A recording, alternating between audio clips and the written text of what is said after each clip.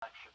Surveillance video shows the scary moments. A woman runs away from a dog after she was attacked in her own front yard. Luckily, she was able to get away, but she was left with several injuries. She asked for help from Augusta Animal Services, but they caught the wrong dog, and it stayed trapped for days. Now, city leaders want to know more. Kennedy Harris says this is not the first problem Animal Services has run into. She says it was the most terrifying thing she's ever lived through. I'm out there screaming and hollering for my life. Not even a car will come down the street. And she wants to make sure it never happens again. On January 5th, Sarah Johnson walked outside her home and saw a dog running towards her. I went out to get this trash can, and he growled to let me know he was there. So when I turned around and saw him, caught chills went all over my body. The dog attacked her, biting her multiple times, ripping off her clothes, and leaving her with a broken wrist. And just days after surviving the attack, Miss Johnson's sister was nearly attacked by the same dog. City Animal Services placed a trap in her front yard, and it worked, but it caught the wrong dog. Miss Johnson called Animal Services several times asking to free the innocent dog, but no luck. The dog stayed trapped for nearly 3 days before they came to free it. After speaking with Miss Johnson, former Commissioner Marion Williams took the concerns to city leaders. Been working with Miss Johnson. Could have killed her. City leaders met today with the Director of Animal Services to find out what went wrong. Animal Services place nearly 64 traps a day. Policy states that when they're looking for an animal who bites someone, it's up to officers to check the traps every day. In this case, they did not. By the time they found the owner to remove the dog, it was gone. Well, that's not a good excuse. If you gave the dog away, if you sold the dog, or if you moved the dog, then where is it? As she recovers, Miss Johnson just hopes the dog is found before it attacks someone else. You know, that has never happened to me. And I sit when I'm alone, sometimes I think about it, and I can't believe it's happened. Kennedy Harris, on your side. Now, the owner of that dog was issued a citation. The Animal Services Director says from now on, they will increase how often the traps are checked, and every trap will be reviewed by him. Taking a look out over our Whiskey Road this afternoon, and Riley, we are tracking some showers in our future. In the future, for sure. And today we actually saw high temperatures get back above average, second day in a row, 74 degrees this afternoon here in Augusta. And yesterday we were back above average again after a pretty long cool streak, actually 11 straight days of below average temps. So the past two have definitely felt a little different for us. We're still in the 60s, 66 in Bushfield, 67 in Aiken. Edgefield, you are the cool spot out there at 59 degrees. Not too much of a temperature difference here inside the metro. We're at 67 at Daniel Field, 65 in Evans. If you're stepping out this evening, we're going to hang on to clouds and mild temps, but no rain in the forecast if you're stepping out the next few hours. Those temps will be mild heading into the overnight, expecting low temperatures to bottom out close to 50 by tomorrow morning, so not overly cold. Current look at radar, not showing much, but heading into our Wednesday, those rain chances back with us. More on that full forecast in just a little bit. Officers in Aiken are asking for your help to find this man missing for 5 days now. They say 62-year-old Ronnie Cummings might be at risk because of some medical conditions. So if you know where he might be, if you recognize him, call Aiken Public Safety at the number right there on your screen. Cummings is about 5'6", and he was last seen Thursday, February 4th on Morgan Street, right near the Leslie B. Price Center.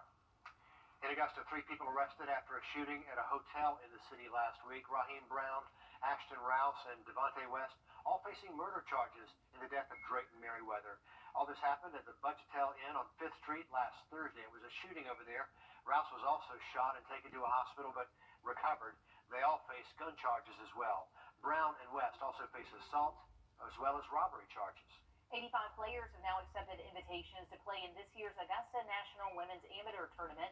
The tournament was canceled last year because of the pandemic. So this year will be the second ever Augusta National Women's Amateur. It'll be March 31st to April 3rd. That's the week right before the Masters. The first 2 rounds will be at Champions Retreat Golf Club. The final round will be Saturday at Augusta National, and tickets are already sold out. People who are eligible can now start signing up to get that vaccine at a new vaccination site, the one on Washington Road. You can sign up by going to the website that's up on your screen here in a moment. There will be no walk-ups and no phone number you can call to make the appointment, but the clinic does officially open tomorrow. It's the one we've been telling you about that's going into the Washington Square Shopping Center. It's the old Steinmark building near 2nd, next to 2nd in Charles. Both Georgia and South Carolina still working to get more people vaccinated. Almost 1.2 million people have gotten the shot in Georgia. That's about 71% of the doses they've been shipped. In South Carolina, close to 550,000 people vaccinated. It's about 60% of their doses, a slight increase from yesterday. These clinics across the country are scrambling to get the shots as demand for the COVID vaccine grows. But we found some rural clinics have the opposite problem. They have the doses, but they can't give them out. That includes a clinic in Saluda County. Chris Joseph explains what's holding them back. Open the fridge at Emmanuel Family Clinic in Saluda, and you'll find 199 Moderna vaccine doses, unused for 3 weeks. Extremely frustrating because of the fact that everybody talks about, oh yeah, and we're having such a hard time getting the shots and this stuff. And I'm like, no, that's not the problem. We have the vaccine. We can't give the vaccine. And they're like, but you got it. Why not? And I'm like, because that's the way it's written up. That's the way the rules are. You have to go by the rules. Office Manager Deborah Cleveland says the federal scheduling system, called VAMS, has crippled her community's vaccine rollout. There are a lot of people that do not know how to read, how to write. There are people that are other languages. A lot of the people, especially when you talk about 70 or above, there are people that have no computers, have never worked on a computer or anything in their life, have no idea what to do. After 3 weeks of trying to troubleshoot, her team is moving to a paper-based model on Tuesday. Patients will answer questions, and staff will load the answers into VAMS. Now, DHEC says it is working on a new scheduling program to try to improve that process, but for the clinic in Saluda, that won't come fast enough. The unused doses will go bad in the next week, but the office manager says her team will be able to get the shots administered using this new paper method. So many hurdles in this rollout. Others in rural South Carolina are getting more access to the vaccine. Eligible people in and around Windsor, South Carolina can sign up for a vaccine clinic happening Thursday. You can call Rural Health Services at the number on your screen to schedule an appointment. It'll be at the Windsor Fire Department. There are appointments almost all day long from 9 a.m. to 4 p.m. But again, that number, 803-380-7000. And a couple of bills that could change the way South Carolina vaccinates people are being debated in the Senate right now. One prioritizes vaccinating teachers and school staff. Another gives extra funds to improve the state's vaccine rollout. State House reporter Adam Mincer has the details. Let's start with the bill that calls for teachers and school staff to be vaccinated quickly. Now, that bill directs DHEC to vaccinate teachers who want a vaccine 30 days after this bill is signed into law. In return, teachers need to go back to full-time, face-to-face learning. But what about improving the vaccine rollout in our state? This bill, working in tandem with that first one, would allow retired healthcare workers and other trained professionals like dentists to vaccinate people. It also gives $208 million to DHEC and the Medical University of South Carolina to improve testing and vaccinating. An official with NUSC tells me this bill helps fund rural healthcare clinics. It also helps fund vaccine drives and allocates money to hire retired healthcare workers and others to vaccinate people in South Carolina. It also sets up regional vaccine advisory committees to help fill in the gaps in vaccine coverage across our state. And it gives money for marketing and promoting the vaccine across all counties. Some of our rural counties have no hospital. They have very few healthcare providers, and we want to fill the gaps where appropriate and take DHEC's lead and the governor and our legislature's lead and providing resources to those areas as soon as possible. The House has already passed a bill allocating $208 million to DHEC and MUSC, but the House has not taken up a bill to vaccinate teachers in Phase 1A. At the State House, I'm Adam Mincer reporting. Now, Governor McMaster's signature is needed for this bill to become a law, and as you remember, the governor has indicated he's against prioritizing vaccinating teachers before people 65 and older.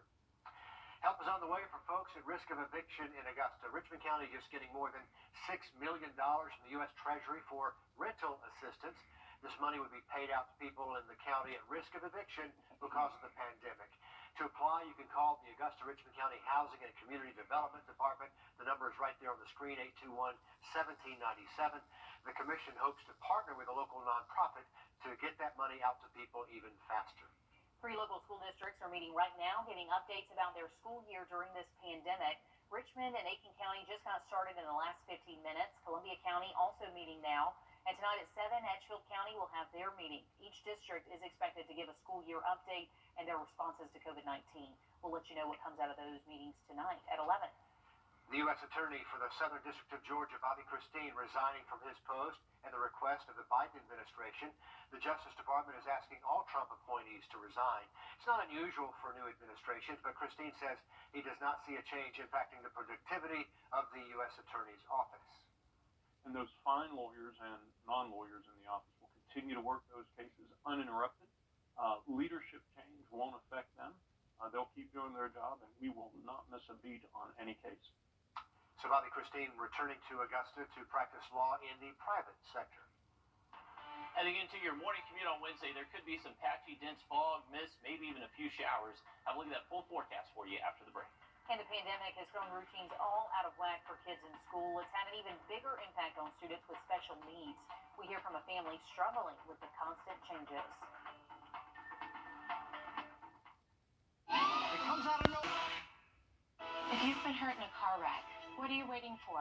Call George Sink Injury Lawyers at all nines now. The sooner you call, the sooner they can help. George Sink Injury Lawyers has the experience to help you get your money fast. If you've been hurt in a car wreck, call all nines. Getting switched from in-person learning to virtual and back to in-person is not good for anyone's routine, but for kids with special needs, it can be even harder. One Augusta family is seeing that firsthand. Wrdw tells us the struggles they're having getting through this tough school year. For Christy Rogers and her 6-year-old son Riley, this school year has been like a bad dream. Learning for him from virtually has been a nightmare, honestly. Riley suffers from autism and is a kindergartner at Lake Forest Hills, a school that switched from virtual to face-to-face learning at least 3 times. He went back for maybe a week, and then we're back out again for 3 days, and now we're back in school again.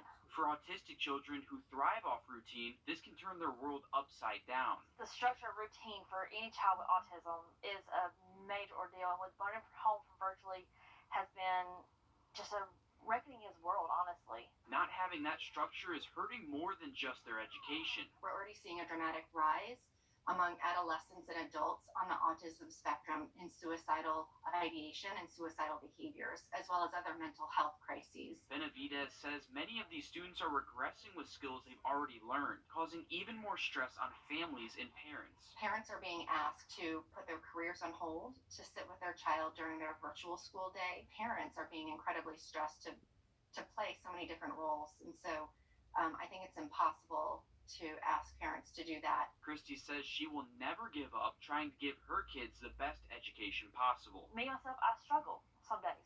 I really do. I struggle some days. But I'm here for my children. I want to fight for my child. All my children. In Augusta, Will Rio, on your side. Oh man, parents, we absolutely feel for you. And Richmond County does say they offer online tutoring for students at no cost. There's also parent training available from your child's teacher. Columbia County says they're working with some outside programs to try to help these students. But even with all that, I mean, an impossibly tough year. Let's get a check of the weather now as we check in with Chief Meteorologist Riley Hale. A live look there at the Calhoun Expressway in Riley. No complaints so far this week about the temperature. It's kind of felt like springtime out there. It definitely has, Richard. A little taste of spring out there. And even this evening after sunset, we're still at 67 degrees here inside Bobby Jones. Look up Washington Road here. This is actually coming from Daniel Field, that temperature. So it is warm for us after seeing a high of 74 out at Bushfield earlier this afternoon. Most temps are staying steady in the mid to low 60s across the region.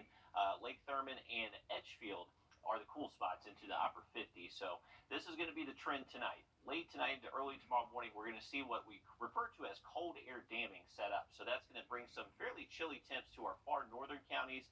That really cold air is expected to stay mainly north. So not really expected to trickle down for us here in the metro and further south. But we will likely see a big spread in our temperatures out there early tomorrow morning. We could definitely see some patchy fog and mist as you wake up early Wednesday. We are going to see that big spread in temps early, later into the day, most of us reaching the mid to low 60s into the afternoon. And the next couple of days, we do have rain chances expected to where most places should see a quick little shower. But we're not expecting a washout conditions. I think the rain chances for the next couple of days, you may see a shower pass by at times during the day, but it definitely won't last all day long for you. Here's a current look at Doppler Max radar. Maybe some light showers between Perry and Macon there, just near that I-16 and 75 corridor. A wider look at the region just shows we're kind of in between a few different systems. So we have all our ingredients kind of pulling up here, and that's why we are going to stick with those rain chances remaining elevated on Wednesday. Let's take you through it. So this evening into tonight, staying dry as we head towards tomorrow morning. We're going to see those low temperatures drop into the mid to low 40s north of Augusta, most likely staying closer to 50 for us here in Augusta. By tomorrow morning, patchy fog, mist, maybe even some light showers out there. Nothing expected to be too widespread by daybreak. As we continue to heat up throughout the day, that's when the better opportunity to see a quick little passing shower will be on Wednesday, but just not expecting it to be too heavy. Not expecting those totals to really get past a few hundredths of an inch tomorrow. Heading into Thursday is going to be a very similar pattern. Waking up generally dry as we head throughout the day. We'll have that chance for a few hit and miss showers. But actually on Thursday, our rain chances do appear to be highest as we head into Thursday night and early Friday morning. So once again, not expecting a whole lot of rain the next couple of days, but you will have a decent chance of seeing a quick shower at some point. Those temps staying pretty warm the next few days, highs in the 60s. As we roll into our Valentine's Day weekend, though, those temps will drop back down below normal. Riley, thanks. A mobile market tomorrow for people in Georgia. It's happening at the Christway Christian Church. That's on Prescott Drive in Augusta. It's going on from 10 to 11:30 in the morning. Anyone who lives in Georgia can go and roll up. All you have to do is drive up there, pop your trunk. You're going to put the food in. They do ask you to clear out your trunk before you show up. Another chance to give blood at a time when donations are desperately needed. A blood drive happening tomorrow in Swainsboro. Every donor gets a free T-shirt. It's happening on East Georgia State's campus from 10:30 to 3:30. Don't forget your mask. You will need one to donate.